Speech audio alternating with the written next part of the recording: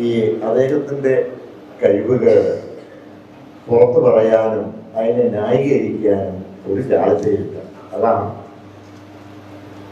അപ്പോൾ അരി എത്രയാണെന്ന് ചോദിക്കുമ്പോൾ പയറഞ്ഞാണി എന്ന് പറയുന്ന പോലെ അദ്ദേഹം അവിടുത്തെ വികസന പ്രവർത്തനങ്ങൾ നടത്തിയില്ല എന്നുള്ളത് പറയുള്ളൂ. അത് ഏത് MLA ആണെങ്കിലും ഞാനത് ചൂണ്ടിക്കാണിക്കും.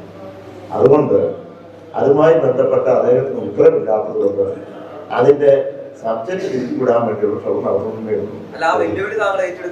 അല്ല, ഞാൻ ചോദിച്ചത് എന്ത് വെല്ലുവിളിയാണ്? ഞാൻ മുമ്പേ പറഞ്ഞല്ലോ, ഈ ഉത്തരം മുട്ടുമ്പോൾ പഞ്ചനം കാണിക്കുന്നതിന് ഞാൻ ഉത്തരം പറയണം. പ്രതിപക്ഷം എന്താ ചെയ്യുന്ന ആരോപണങ്ങളും അല്ലെങ്കിൽ തന്നെ സമരങ്ങളും അവർ ചർച്ച ചെയ്യാൻ പോലും തയ്യാറൊന്നുമല്ലോ. ഒരു കാര്യം പറയട്ടെ, ഇനി അടുത്ത പ്രകടന പത്രികയിൽ ഞങ്ങള് ഇന്നതാണ് ചെയ്യുന്നത്, ഒരു പുതിയ യുഗമാണല്ലോ പറയുന്നത്. ആ യുഗത്തിൽ എന്താ പുതിയതുള്ളതെന്ന് പറയുന്നില്ല, സസ്പെൻഷൻ നിർത്തുകയാണ്.